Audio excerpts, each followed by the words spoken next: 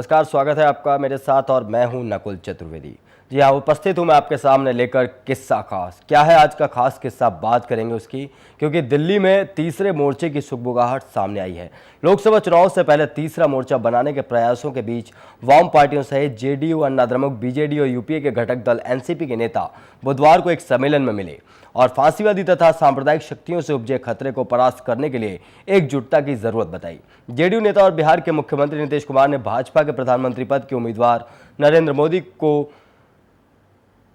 परोक्ष रूप से निशाना साधते हुए कुछ नेताओं और उनके विचारों और विचारधाराओं का विरोध करने का सफाया करने की बात कही। नीतीश ने सांप्रदायिकता के विरुद्ध सम्मेलन में कहा कि फांसीवाद, सांप्रदायिकतावाद और आतंकवाद से देश के सामने पेश खतरे को परास्त करने के लिए एकत्र हुए 17 दलों को अधिकतम संभावित एकता बनानी चाहिए। उन्होंने कहा कि ये सवाल किया जा रहा है कि क्या ये सम्मेलन एक नया मंच बनाने के लिए आयोजित किया गया है। अभी तक तो ये मामला नहीं है, लेकिन हमें सोचना है कि फांसीवाद, सांप्रदायिकतावाद और आतंकवाद की शक्तियों को शिकस्त देने के मुद्दे के आधार पर सभी लोकतांत्रिक शक्तियों को अधिकतम संभावित एकता स्थापित करनी चाहिए। यहाँ तो आज दिल्ली में बैठक हुई, 17 दल एक साथ बैठे थे। तीसरे मोर्चे की तैयारी में जुटे हैं लोग, क्योंकि आने वाले समय में लोकसभा चुनाव है और लोकसभा चुनाव के मद्देनजर इन सब की यही तैयारी है कि किसी न किसी तरह कांग्रेस और बीजेपी को पछाड़कर एक तीसरे मोर्चे की सरकार का गठन किया जाए केंद्र में। मगर बड़ा सवाल, क्या तीसरे मोर्चे की सरकार आ पाएगी? और अगर आ जाती है तो क्या वो देश को चला पाएगी? बड़ा सवाल है यहाँ पर, क्योंकि आज जिस तरीके से बैठे थे, जिस तरीके से अभी पटना में बम धमाके हुए, उसके बाद नीतीश कुमार ने लगातार हमला बोला और फिर आज ये बैठक, तीसरे मोर्चे की आवाज़ फिर बुलंद उठी है दोबारा से। कभी मुलायम लगातार तीसरे मोर्चे की बात करते रहे, हर बार होती रही हैं सब बातें, बट हुआ कभी कुछ नहीं, क्योंकि गठन होना बड़ा ही मुश्किल है। क्योंकि देश में दो ही दल ऐसे हैं जिनकी अभी तरीके से पूरे देश में छाप छोड़ी हुई है उन्होंने। मगर आने वाले समय में अगर तीसरे मोर्चे की सरकार बनती है तो कहीं ना कहीं इससे देश को बड़ा नुकसान हो सकता है। लोकसभा चुनाव में सांप्रदायिक ताकतों के खिलाफ तीसरे मोर्चे की मोर्चाबंदी शुरू हो गई है। इस दौरान सपा प्रमुख मुलायम सिंह यादव ने कहा कि सांप्रदायिकता के खिलाफ सभी पार्टियों को मिलकर ताकत दिखाने का समय आ गया है। इस दौरान मुलायम ने कांग्रेस, बीजेपी पर भी जमकर हमला बोला। सांप्रदायिकता के खिलाफ 1987 से लेकर के लगातार समाजवादी पार्टी को लड़ना पड़ रहा है। उत्तर प्रदेश में अकेले केवल वामपंथी का हमारा साथ दे रहे हैं। हम इस सांप्रदायिक शक्तियों के खिलाफ आज सभी इकट्ठे नेता हैं, क्योंकि मुझे खुशी है कि सब एक मिलकर के कई देश के प्रदेशों में सांप्रदायिकता शक्ति अपने जोर लगाएगी तो हम उसका साथ देंगे। तो मुलायम यहां सांप्रदायिक ताकतों के खिलाफ लड़ने की वकालत करते नजर आए। मगर क्या मुलायम जानते हैं कि सबसे बड़ा दंगा मुजफ्फरनगर में भी हुआ था कुछ ही दिन पहले, जहां पर एक सांप्रदायिक दंगा था। यह बहुत बड़ा दंगा था जिसने सरकार के ऊपर काफ़ी सवाल उठा दिए थे। मगर शायद यहाँ पर जब तीसरे मोर्चे की बात चल रही है तो सब एक ही सुर में बोलेंगे। लोकसभा चुनाव में तीसरे मोर्चे का ख्वाब सजाकर कांग्रेस, बीजेपी को पटखनी देने की फिराक में लगे क्षेत्रीय पार्टियों ने मिलकर जोर लगाना शुरू कर दिया है। इसी कड़ी में जेडीयू अध्यक्ष शरद यादव ने बीजेपी, कांग्रेस पर जमकर निशाना साधा और इन्हें सास बहू करार दिया।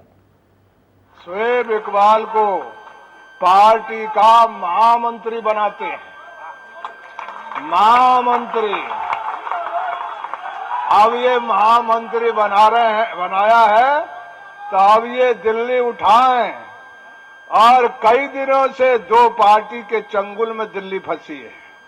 ये सब मोटे मोटे लोगों के हाथ में है। अरे असली जनता के हाथ में दिल्ली आए, इसके लिए आप उठ करके जरा चांदनी चौक, लाल किले से इधर उधर टहलने का काम करिए और नया रास्ता बनाइए।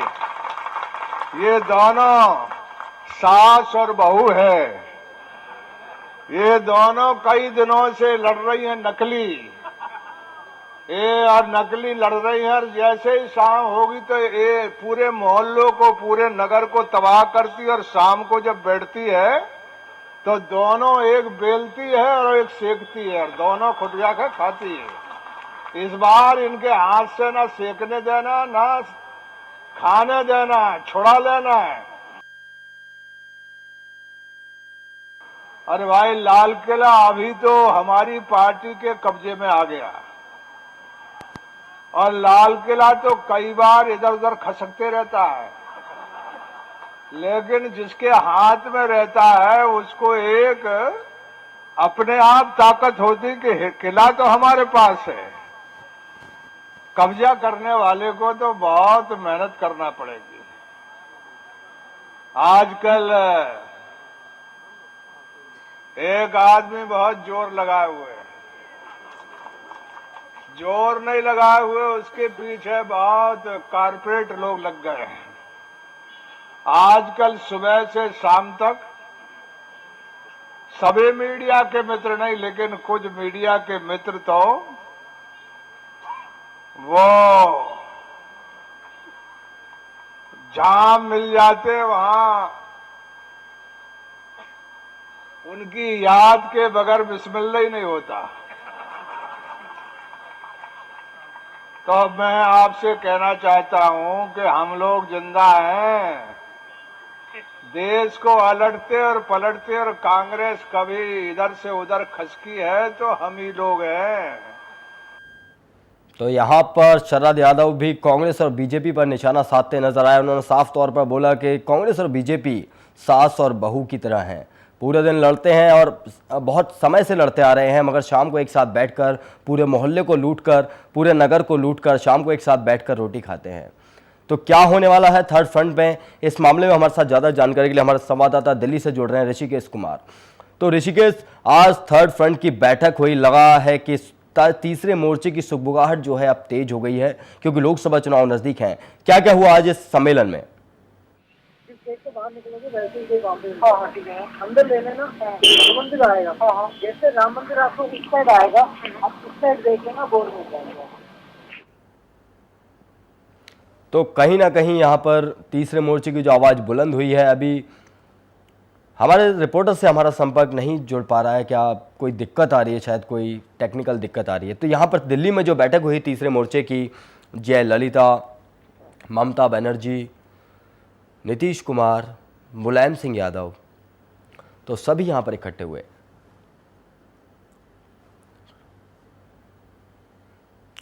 तो एक बार फिर हमारे साथ जुड़ गए हमारे संवाददाता ऋषिकेश दिल्ली से।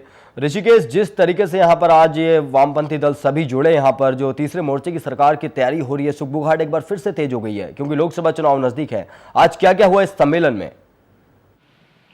जी देखिए, तकरीबन 15 राष्ट्रीय दल थे वहाँ पे, 6 राजनीतिक दल थे जो गैर भाजपाई और गैर कांग्रेसी थे, और उसमें जो अगुवाई कर रहे थे मुलायम सिंह यादव है, जिसको थर्ड फ्रंट का अगुवा कहा जाता है। जो महत्वपूर्ण दल थे, जनता दल यूनाइटेड थी, मनप्रीत बादल वाली पार्टी थी, पीपीपी, उसके अलावा सीपीआई सीपीएम थी, आरसीपी थी, फॉरवर्ड ब्लॉक थी, इसके अलावा जो छोटे छोटे दल हैं, जनता दल यूनाइटेड के अलावा बीजू जनता दल था।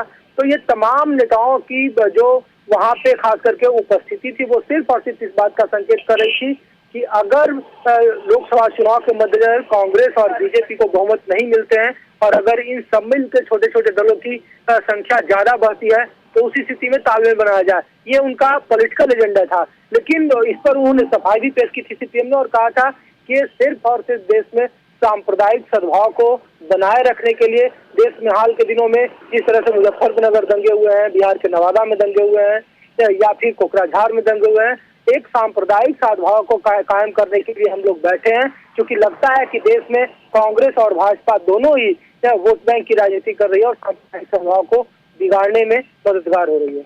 यहाँ पर जानना चाहूंगा कि मुजफ्फरनगर में सांप्रदायिक दंगे हुए लगातार, और उसकी तीसरे मोर्चे की अगुवाई और फिर सांप्रदायिकवाद की लड़ाई मुलायम सिंह खुद लड़ रहे हैं, बल्कि उनके राज्य में सबसे बड़ा दंगा हुआ है यहाँ पर सांप्रदायिक दंगा। देखिए, यही सवाल मुलायम सिंह यादव से पूछा गया था, वो तिलमिला गए। जब कल उनके भाई रामगोपाल यादव से पूछा गया था, तो उन्होंने कहा कि हमने 36 घंटे के भीतर मुजफ्फरनगर दंगे को कंट्रोल किया है। लेकिन ये जो पूरी कवायद तीसरे फ्रंट की गुजराहट है, और सब लोग। ऋषिकेश, मैं इनकी जानकारी के लिए बता दूं, मुलायम सिंह की जानकारी के लिए, 36 घंटे के अंदर इन्होंने बाद में कंट्रोल किया था। उससे पहले भी इनकी जो टीमें थी, पुलिस की टीमें थी, वहां पर लगातार फ्लैग मार्च करने गई 26 तारीख को। वहां पर इन्हें पता था कि स्थिति बिगड़ सकती है, मगर उसके बाद भी इन लोगों ने कोई वहां पर कोताही नहीं बरती, हमेशा लापरवाही वहां पर दिखाई और वहां से जो मार्च हो रहा था वो नॉर्मली चलता रहा, जिसके बाद जाकर ये वहां पर बवाल मचा, हिंदू मुस्लिम आपस में लड़े, जो भी सांप्रदायिकतावाद हुआ वहां पर। देखिए, इन सवालों के घेरे में जरूर है और इसी की सफाई देने की कोशिश की मुलायम सिंह यादव ने, जब आज दिल्ली के तालकटोरा स्टेडियम में वो मंच पर मौजूद थे और तकरीबन बड़ी संख्या में उनके साथ अल्पसंख्यक चेहरे मौजूद थे। उन लोगों ने कोशिश की और खुले मंच से कहा कि ये कोई राजनीतिक मंच नहीं है, लेकिन हाँ, अगर जरूरत पड़ी, अगर देश में सांप्रदायिक सद्भाव को बनाए रखने के लिए जरूरी हुए तो उनके राजनीतिक मंसूबे एक हो सकते हैं।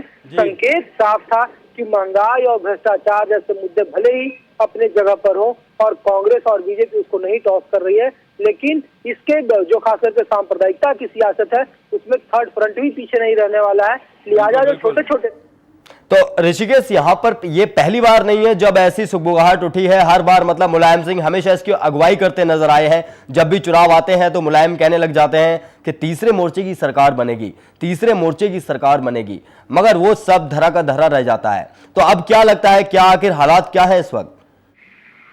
देखिए, कहना मुश्किल है क्योंकि भले ही बीजेपी और कांग्रेस, बीजेपी को लगता है कि वो 273 के जादुई आंकड़ों को अपने बूते पार करेगी, लेकिन इन नेताओं को जो क्षेत्रीय छत्रप है उनको लगता है कि न बीजेपी को पूर्ण बहुमत मिलेगी ना और कांग्रेस को पूर्ण बहुमत मिलेगी। लिहाजा जो 1990-91 का दौर था भारतीय राजनीति का और जिस तरह से वीपी सिंह की सरकार बनी थी दूसरे बैसाखियों के सहारे, उसी वजह से आप कह सकते हैं कि इतिहास के आईने में फिर एक बार करवट लेने की ये लोग सोच रहे हैं। और अगर वो लोग बहुमत से काफी दूर रहते हैं और इन लोगों की सरकार को अच्छी बहुमत मिलते हैं इन लोगों के राजनीतिक दलों को, तो इन लोग एक फ्रंट बनाए और बाद में फिर इसके बूते कांग्रेस और बीजेपी से मोल तोल कर सके, जिससे कि 2014 में चुनावी महासंग्राम के बाद आफ्टर अलायंस की एक मजबूत धारा बन सके। मैं आपको रोकना चाहूंगा यहीं पर। इस वक्त हमारे साथ जुड़ रही हैं आरती जी, बीजेपी नेता दिल्ली से। जी आरती जी, जिस तरीके से आज यहाँ पर सम्मेलन हुआ, बैठक हुई इन राजनीतिक दलों की, तीसरे मोर्चे की सुगबुगाहट के सुर उठने लगे हैं, क्या लगता है आपको? नहीं, देखिए, ये तो अपॉर्चुनिटीज का अलायंस है, इसका कोई फ्यूचर तो है नहीं, इसमें कोई भी विचारधारा की बाइंडिंग नहीं है, आइडियोलॉजिकल ग्लू इन दैट। तो उस सब में ये है कि या तो ये आते यूनिफॉर्म एजेंडा को लेके आते, अभी तो आज इन्होंने सांप्रदायिकता पे उठाया क्योंकि बीजेपी सिंगल लार्जेस्ट पार्टी के रूप में दिखाई दे रही है और ये दिखाई दे रहा है कि बीजेपी सरकार बना सकती है। तो ऐसे में जो इनके 17 पार्टनर है, कल को जब भारतीय जनता पार्टी 2014 में आती है तो इनके ही कितने टूट के हमारे साथ मिलेंगे ये तो समय बताएगा। अटल बिहारी, इधर आपको अभी आज हुआ क्या? आज मुलायम सिंह तीसरे मोर्चे की हमेशा अगुवाई करते हैं और यहाँ पर सबसे बड़ा मुद्दा था इन लोगों का कि सांप्रदायिकवाद और जो जातिवाद है उससे हटकर हमने काम करना है। तो यहाँ पर मुलायम कैसे वकालत करते आए सांप्रदायिकवाद की? बल्कि सबसे बड़ा दंगा तो यूपी में ही हुआ था। यादव जी कहते हैं कि कांग्रेस चीट है, वो धोखा दे रही है और उसको छोड़ते भी नहीं है क्योंकि कांग्रेस की इतनी हैंडीकैप सरकार जो है जी वो इनके बैसाखियों पे खड़ी है और इनको बैसाखी इसलिए देना पड़ती है क्योंकि सीबीआई और जो फोर्सेस ये लगा देते हैं जो सरकार के कंट्रोल में है, उससे ये डरा के वो करते। तो आज इसका ये इनका एक भ्रम है, पूरी तरह से मिराज है ये, इसमें कुछ नहीं है। जी आरती जी, यहाँ पर आज शरद यादव ने जो भाषण दिया वहां पर इस बैठक के दौरान, शरद यादव ने बोला कि कांग्रेस और बीजेपी दोनों सास बहू की तरह हैं, ये पूरे नगर को लूट लेती हैं, उसके बाद शाम को बैठकर एक साथ रोटी खाती हैं। तो इसमें आप क्या कहेंगे? देखिए, शरद जी क्या कहते हैं उनका अपना मत हो सकता है, लेकिन स्थिरता देने के लिए देश में आज जो एक विकल्प के रूप में कांग्रेस की करप्शन, कांग्रेस की महंगाई, इंटरनल एक्सटर्नल सिक्योरिटी देने में जो बिल्कुल पूरी तरह से नाकाम रही हुई है सरकार, इनका एक प्रधानमंत्री का चेहरा जो बिल्कुल पूरी तरह से फेल हो गया है, ऐसे में अगर कोई विकल्प है तो वो भारतीय जनता पार्टी है जो कि नरेंद्र मोदी के करिश्माई नेतृत्व में आगे से आगे बढ़त बनाती जा रही है। तो ये सब इकट्ठे हुए लोकतांत्रिक व्यवस्था में बहुत अच्छी बात है कि ये पोलराइज करें, लेकिन ये अभी 4.5 साल तक कहाँ सो रहे थे। इन्होंने कांग्रेस को, तब तो वो अपने अपने मौके में मक्खियां लूट रहे थे कि कोई चीफ मिनिस्टर है, किसी को अपना कुछ चाहिए, किसी को किसी तरह का पद। आज वो पहले और अपनी शक्ति दिखाने का काम कर रहे हैं, तो उसका कोई ज्यादा रिजल्ट निकलने वाला नहीं है। आरती जी, मैं यहाँ आपको अभी रोकना चाहूंगा क्योंकि इस वक्त हमारे साथ जुड़ रही हैं कांग्रेस की दिल्ली से कांग्रेस नेता दर्शना जी। तो दर्शना जी, आज जिस तरीके से तीसरे मोर्चे की बैठक हुई, लगातार सम्मेलन हुआ, सांप्रदायिकवाद से लड़ने की बात करी इन जो दल थे, क्योंकि लोकसभा चुनाव नजदीक है, आपको क्या लगता है थर्ड फ्रंट आएगा? दर्शना जी, आप मुझे सुन पा रहे हैं? शायद दर्शना जी से हमारा संपर्क टूट गया है। मैं लौटूंगा आपके पास आरती जी। आरती जी, यहां पर बड़ा सवाल उठता है कि अगर सरकार बन भी जाती है थर्ड फ्रंट की, तो कैसे ये लोग आंकड़े इकट्ठे करेंगे, कैसे सरकार खड़ी करेंगे अपनी? पॉसिबिलिटीज ही नहीं देखती। एक क्रिकेट टीम के कैप्टन की तरह ये किस तरह से किसको कैप्टन बनाएंगे? इनका कौन सा ऐसा यशस्वी चेहरा है जो सबको साथ ले ले? आज देखिए कि मुलायम सिंह, मायावती जी, नीतीश कुमार, कौन प्रधानमंत्री का चेहरा बनेगा या किस तरह से होगा?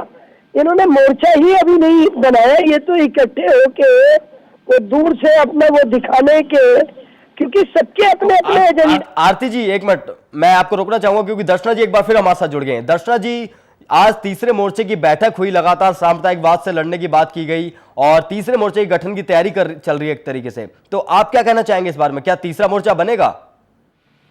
देखिए, ऐसा है, ये जो मीटिंग हुई है तीसरे मोर्चे की जी, ये कोई खास इसकी कोई अहमियत नहीं है। ये सब दिखावा है और दिखाने के लिए है। तो और दिखाने के लिए है।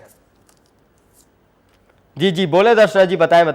हाँ जी, जिस तरीके से ये लोग इकट्ठे होते हैं और ये दिखाने की कोशिश करते हैं, लेकिन इसके ऊपर हमारे इसके अंदर हमें सेंट्रल गवर्नमेंट को या हमारी कांग्रेस पार्टी को इसका कोई फर्क नहीं पड़ता, क्योंकि जैसे लोग इनके अंदर शामिल है ना, ये कुछ भी वक्त देखकर किसी भी तरीके से कुछ भी पलटी मार देते हैं। यहाँ पर सवाल उठता है कि यहाँ पर सांप्रदायिकतावाद और जातिवाद से लड़ने की बात की गई इन दलों के द्वारा। क्या लगता है आपको, क्या ये दल पाक साफ है? क्योंकि सबसे बड़ा जो अभी सांप्रदायिक दंगा हुआ था उत्तर प्रदेश में ही हुआ था।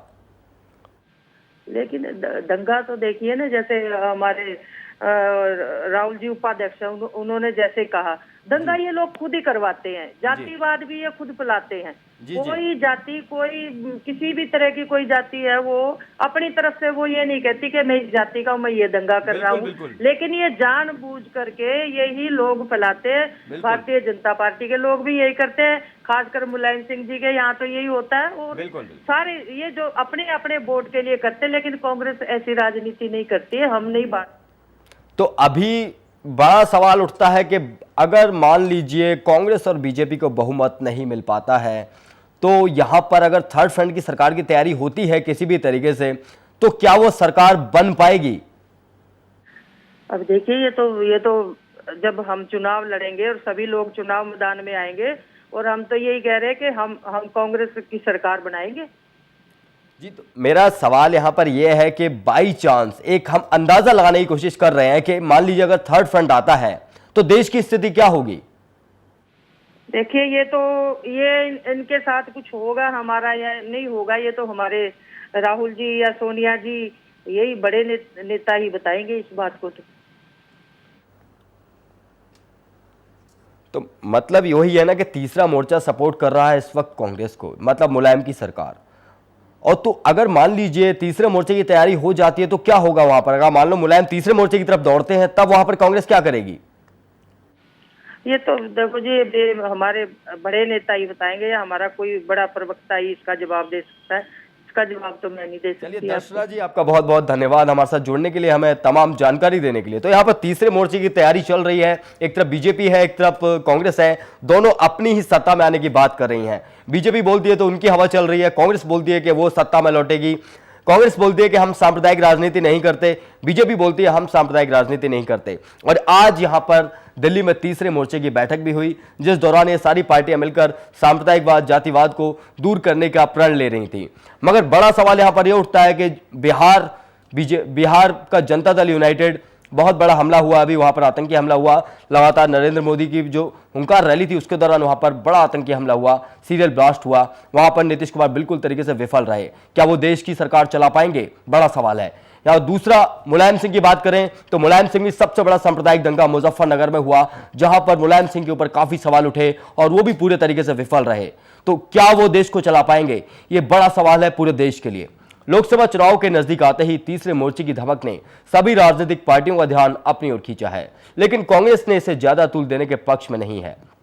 कांग्रेस नेता राशिद अल्वी ने साफ कर दिया कि तीसरे मोर्चे को लेकर कई पार्टियां भले ही मिल रही हों, लेकिन जहां सत्ता के लिए मोर्चाबंदी होती है वो खुद विखराव में बदल जाती है।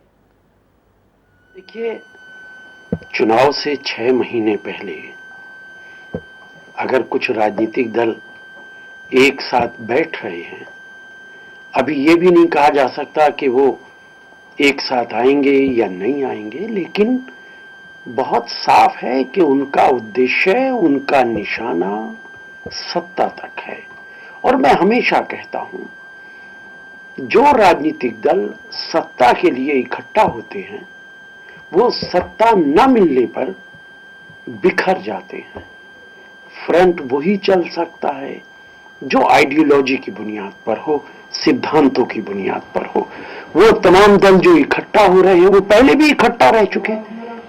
पहला सवाल है, पहले क्यों अलहदा हुए थे जो आज इकट्ठा हो रहे हैं? तो इसलिए ये उनका अपना संवैधानिक हक है। वो अगर एक साथ मिलकर कोई बातचीत करना चाहते हैं तो कोई नहीं रोक सकता, लेकिन मुझे ये नहीं लगता है कि वो बहुत दूर तक। तो तीसरे मोर्चे की सुगबुगाहट तो तेज है और कांग्रेस और बीजेपी का वार भी लगातार चलता जा रहा है। एक तरफ कांग्रेस कहती है कि सपना ही रह जाएगा, बीजेपी भी यही कहती है कि बीजेपी सत्ता में आएगी। मगर क्या तीसरा मोर्चा बनेगा? और अगर तीसरा मोर्चा बनता है तो क्या वो देश को एक सही दिशा निर्देश दे पाएगा? ये हमारे देश के लिए एक बड़ा सवाल है। फिलहाल किस्सा खास में इतना ही। खबरों का सिलसिला लगातार जारी है।